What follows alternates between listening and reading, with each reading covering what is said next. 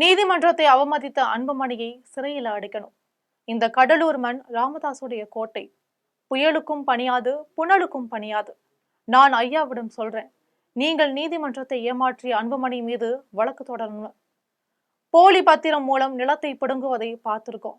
இது நீங்கள் 46 ஆண்டு காலம் உழைத்து உருவாக்கிய கட்சி.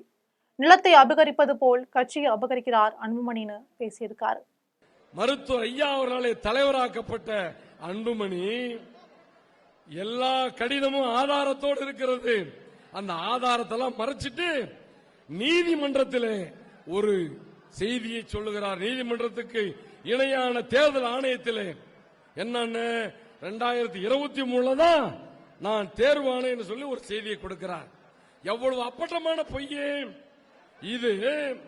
நீதிமன்றத்துக்கு நிகரான தேர்தல் ஆணையத்தை ஏமாற்றிய அன்புமணியை உறுதியாக மருத்துவர் ஐயா அவர்களே, செயல் தலைவர் அக்கா அவர்களே, நீங்கள் நீதிமன்றத்திலே வழக்கு தொடர வேண்டும்.